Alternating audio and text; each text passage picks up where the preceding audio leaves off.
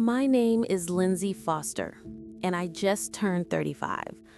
I'm an interior designer who clawed her way up from the ground floor of life. The place I'm sitting in right now, this sleek apartment overlooking San Antonio's Pearl District skyline, every inch of it is a monument to years of late nights, coffee-fueled finishes, and refusing to give up. It's not just a home, it's proof I survived everything that once tried to convince me I wouldn't make it. And yet, I never imagined the biggest threat to everything I've earned would come from the people who are supposed to love me the most, my own family. A few weeks back, my parents insisted on holding a family meeting in my living room. I thought maybe they wanted to reconnect. We haven't exactly been the closest over the years. But when they walked in with my younger sister and her kids trailing behind her like ducklings, something in the air tightened. My father cleared his throat, posture stiff like he was delivering punishment. "We've decided," he said, eyes fixed on me, "that your sister needs this apartment more than you do." Those words slammed into my chest before my brain even processed them. My sister just sat there, confident, legs crossed, already making herself comfortable in my furniture like she owned it. Her kids rolled toy trucks on my rug, laughing, like they belonged here more than I did. I stared at the walls I'd painted myself, the crown molding I had saved for, the cabinets I designed. My sanctuary, my life. And in less than a minute, they treated it like some spare hand-me-down I should just give up. They thought I would quietly swallow the demand, like always. But what they didn't know was that I'd already discovered something about my sister's plan, something rotten beneath her crocodile tears, and I wasn't letting my life's work disappear without a fight. So stick with me, because what came after that meeting shocked every single one of them. If you've ever had to defend what's yours from the people who claim to love you, you're going to understand this story too well. Subscribe for more stories like this. See, my childhood wasn't terrible, but it wasn't balanced either. I grew up in San Antonio, spending most days with my grandmother in her cozy porch swing that squeaked like an old music box. My parents worked far away in Austin and visited when they could. Grandma's hugs smelled like lavender in home. She taught me resilience before I even knew the word. Then my sister was born when I was 5, a giggling ball of sunshine wrapped in pink blankets. And my parents, they fell head over heels into her orbit. Suddenly, every shiny new thing belonged to her. Toys, clothes, attention. I got gentle pats on the back and the title of the understanding big sister. And for a while, I happily played that role. Seeing her smile made me feel like a hero. But little by little, the imbalance grew sharp edges. When Grandma died, I was 12. My heart shattered. The one person who always noticed me was gone. My grief felt giant, but my parents barely saw it.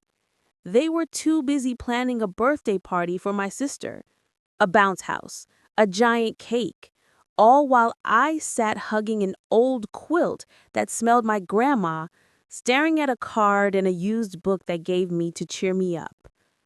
That was the first time I felt invisible.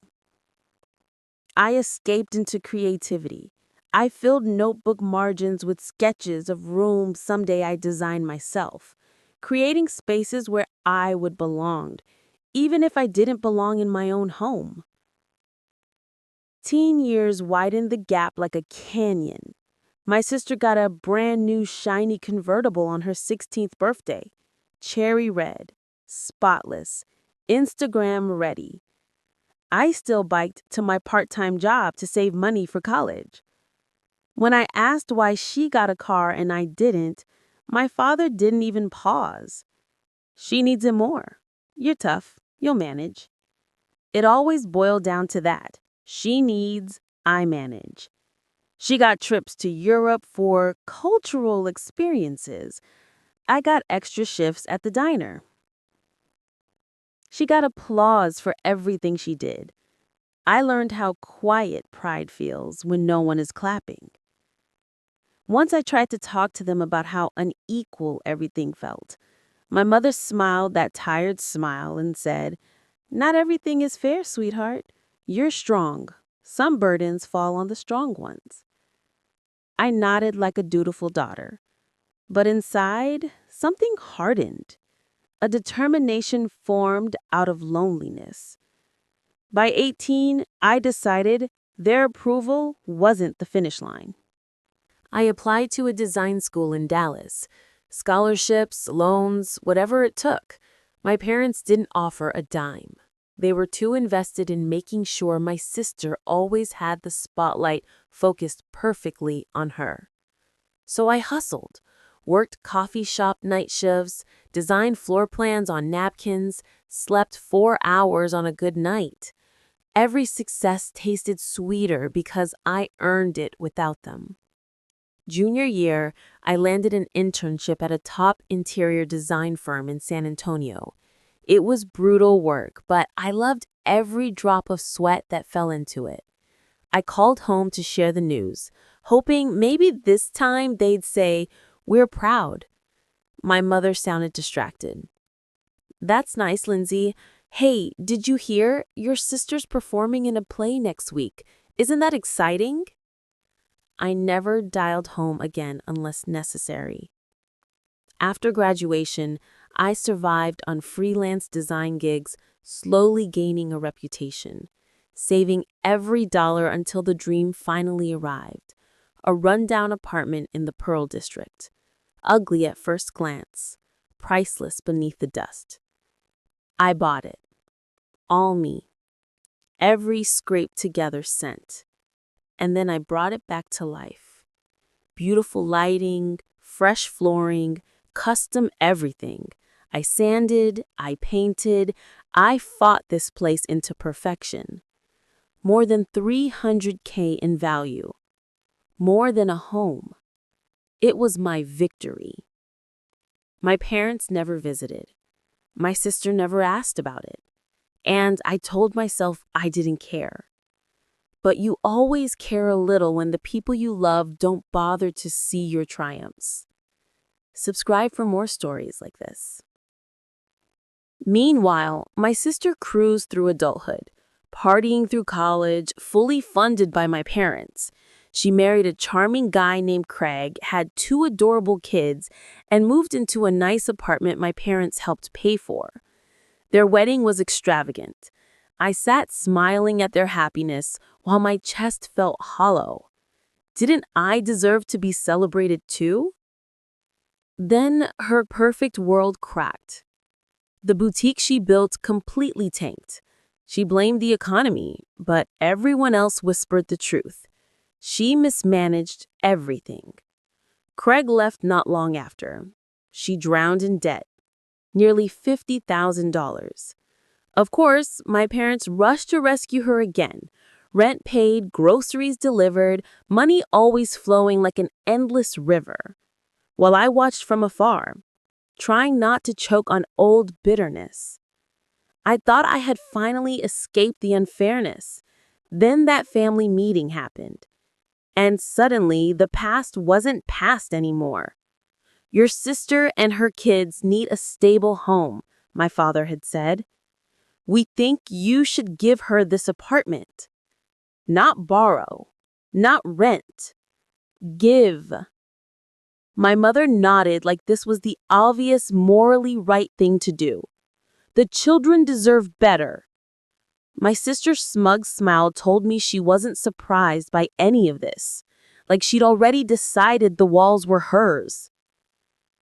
Her kids began scribbling bright red marker lines on my perfectly painted walls, and she barely reacted.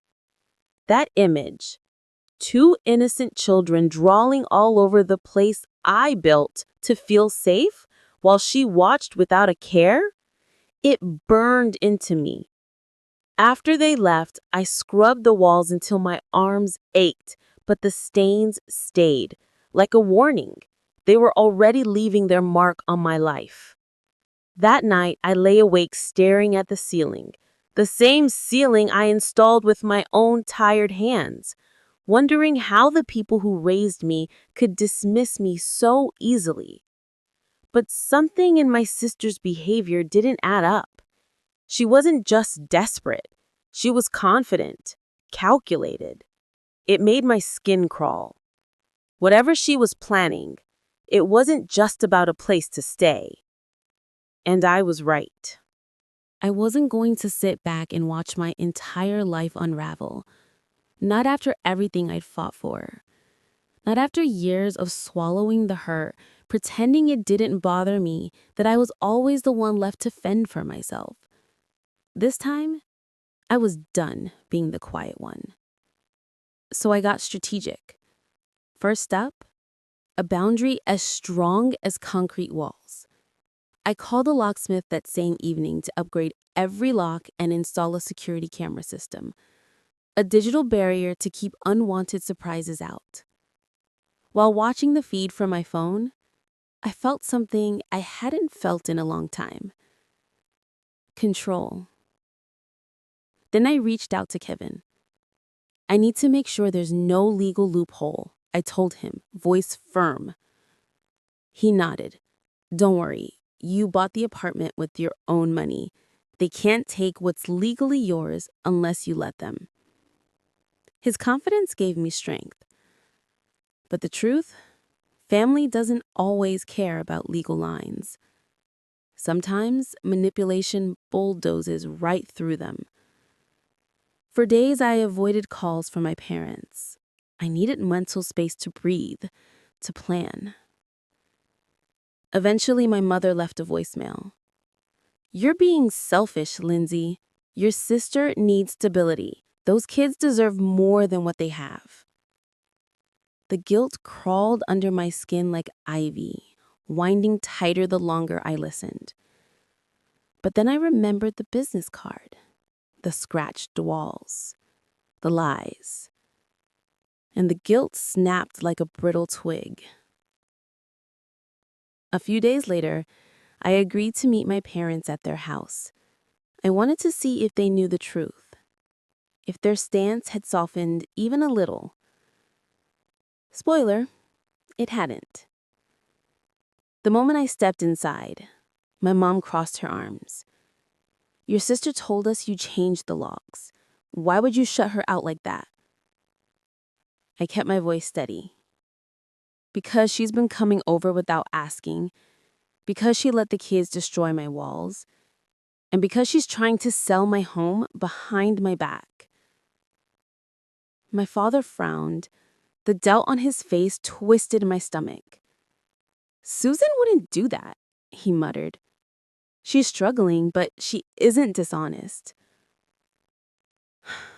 I almost laughed. Dishonest was her middle name.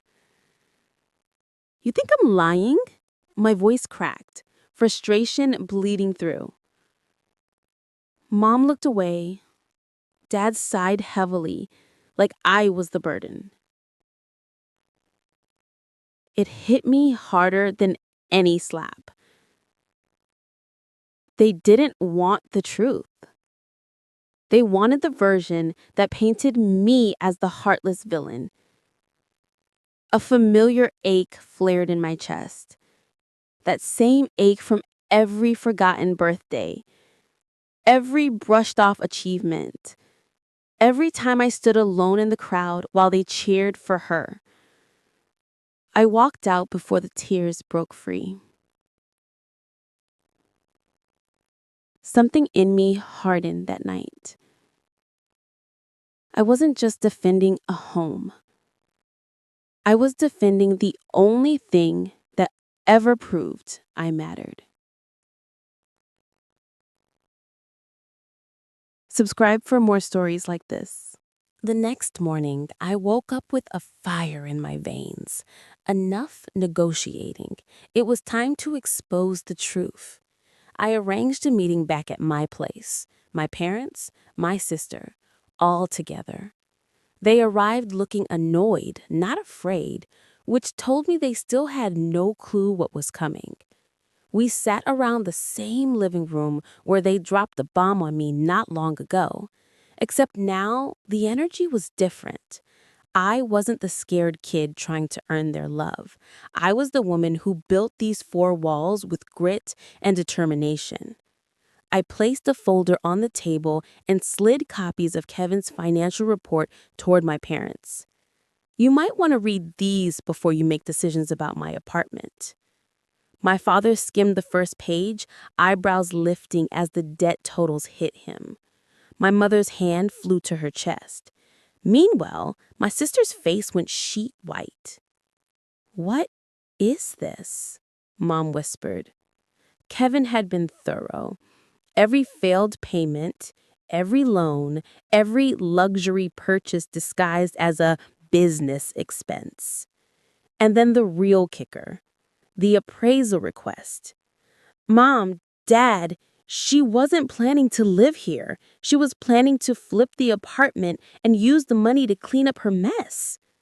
My sister shot out of her chair. "That's not true. I would never." But her voice wavered. Her face betrayed her. I opened my phone and tapped play. The audio recording of my call with the real estate agent filled the room. "She said it was for a family decision." My mom turned pale. My father's jaw tightened until I thought it might crack. My sister glared at me, eyes filled with venom. "You snooped into my life. You violated my privacy." "No," I said quietly. "I protected everything I've worked for." She grabbed her purse, ready to storm out. Then she spun back with that childish tilt to her chin I'd seen my whole life. "Well, it doesn't matter. Mom and Dad want me here. They think I deserve better." Dad stood, voice low but shaking. "Is that true, Susan? You were going to sell the apartment?" She didn't answer, and that silence said everything. For once, he wasn't blind. He saw her, the real her. Anger filled his eyes, followed by disappointment. "Susan, we trusted you." Her bottom lip trembled. She hated that more than anything. Not the exposure, the disappointment. Without a word, she grabbed the kids and left, slamming the door so hard my newly installed frames rattled. When quiet settled, my mother finally looked at me. Really looked at me. "We didn't know," she whispered. I nodded, tears blurring the room. "You never asked." Mom reached for my hand, but I stepped back. I wasn't ready to let them patch over years of neglect with a single moment of remorse. Healing doesn't work like spackle. I thought that was the end of the battle. But a wounded person is dangerous, and my sister had just been backed into a corner. The next few weeks were strangely quiet. Too quiet. My parents called occasionally with lukewarm attempts at reconciliation. My sister? Silence. But I could feel her plotting, like a storm with lightning you can't quite see yet, but it's there, humming under the clouds. One evening, after a long day at work, I walked into my apartment and froze. My dining room chair was moved. A window slightly cracked open. Someone had been inside. I checked the security camera feed. The footage showed Ethan reaching up and covering the camera lens with a sticker shaped like a dinosaur. A chill shot down my spine.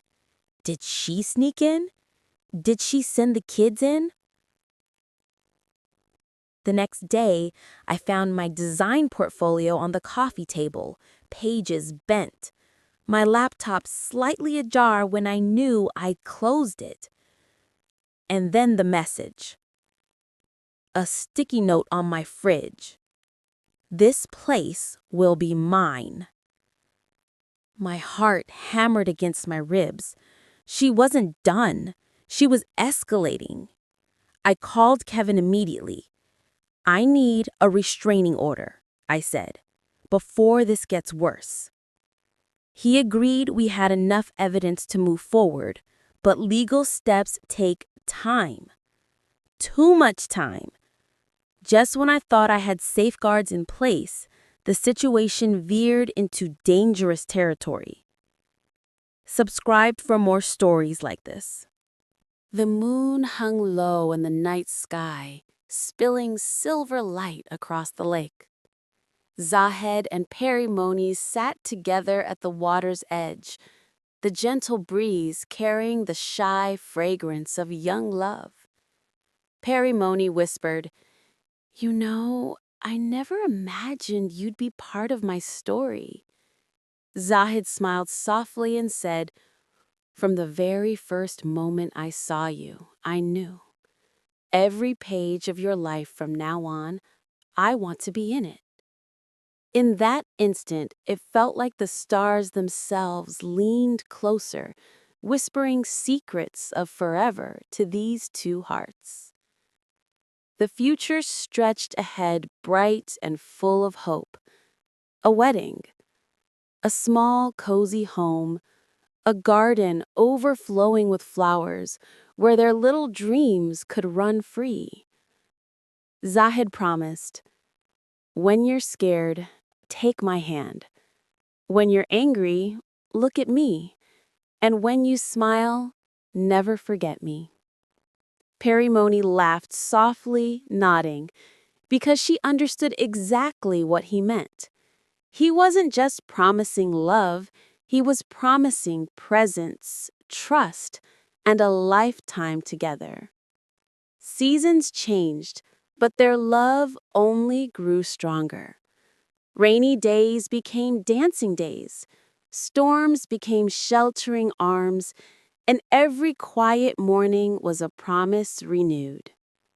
Years later, Zahed would sometimes watch Perimoni tending their garden, and he'd remember that night by the lake, the night he knew love wasn't just a feeling, it was a choice. A choice to stand together through every heartbreak, every laughter, every ordinary day. Life wasn't perfect, but it was theirs, and that was enough. Because in a world full of fleeting moments, they had built a forever. And that's the story of Zahed and Perimoni, a love that started with a glance, survived through storms, and blossomed into a lifetime of promises. Soft call to action, voiceover friendly. Love like this exists, sometimes quietly, sometimes boldly. If this story warmed your heart, don't forget to subscribe for more tales of love, hope, and life that touches the soul.